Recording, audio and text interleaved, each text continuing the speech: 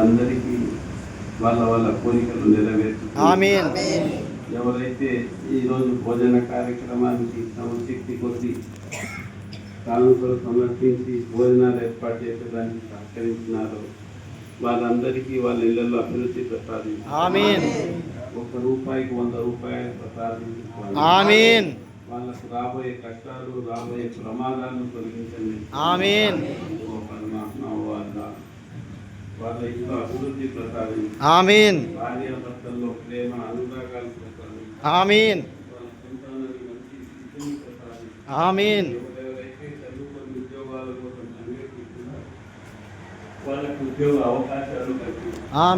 ఎవరైతే వ్యాపారాల్లో ఇబ్బందులు పడుతున్నారో వారి వ్యాపారాల్లో అభివృద్ధి ప్రసాదించండి. ఎవరైతే వ్యాపారాల్లో నష్టాలు ఉన్నారో వాళ్ళ నష్టాలను తొలగించి ఎవరైతే అప్పులలో ఉండి బాధపడుతున్నారో వాళ్ళని అప్పులు తీరే మార్గాన్ని చూపించండి. తండ్రి మనిషి బాగుపడేది వాని ఆలోచనలతోనే, చెడిపోయేది వాని ఆలోచనలతోనే. తండ్రి ఇక్కడికి వచ్చిన వాళ్ళకంతా అభివృద్ధి కలిగే ఆలోచనలు ప్రసాదించండి. నష్టము ప్రమాదము కలిగే ఆలోచనల నుండి కాపాడు.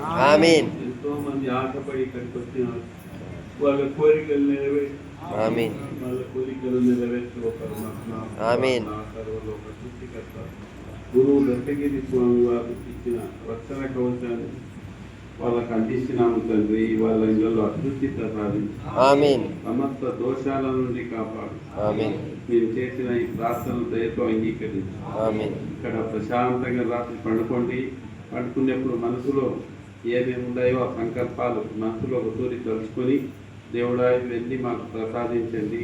గురు ద్వారాని ప్రశాంతంగా పండుకోండి. మన మీద ఆ పరమాత్మని జ్యోతి ఏ విధంగా అయితే సారాయిలో పోతే సారాయి వాసన తగ్గుతుంది కదా, ఏం గమ్మనుండే కానీ సారాయి వాసన కడుపులో పోతుంది. అదే పూలంగడి ఆడిపోయి నిలబడితే వద్దనే పూల వాసన కడుపులో పోతుంది కదా. అదేవిధంగా ఈ స్థలంలో మనం పడుకుంటే మన మీద రాబోయే ప్రమాదాలు, మన మీద రాబోయే రోగాలు, మన మీద రాబోయే కష్టాలు అన్నీ దూరం అవుతాయి. అభివృద్ధి కలిగే ఆలోచనలు. కాబట్టి మనం ప్రశాంతంగా పడుకుందాం. మళ్ళా సంకల్పం చేస్తాం. మళ్ళా అమావాస్యకి ఇక్కడికి వద్దామని అందరం సంకల్పం చేస్తాం. ఎందుకంటే మనం జీవితంలో ఏం సాధించాలనే గురువు ద్వారానే సాధించాలి. మనం ఇక్కడ పోకపోతే ఎక్కడికి పోవాలి. కాబట్టి అమావాస్యకు ఒకరోజు ఇక్కడికి వచ్చిపోయేదానికి మనకు అలవాటు చేసుకోవాలి. ఆ అలవాటే మనకు అభివృద్ధి చేస్తారు. బడికి ఒక రోజు పోతే చదువు వస్తుందా? వస్తుంది. 1 అక్షరమో 4 అక్షరాలు వస్తాయి కదా. అట్లా వస్తా పోతా అంటే చదువు పూర్తిగా వస్తుంది. అదేవిధంగా మన పూర్తి సమస్యలు తీరుతాయి. కాబట్టి మనము ఇక్కడికి వస్తూ పోతూ మన సమస్యలు తెచ్చుకోవాలి. చేస్తామా అలా?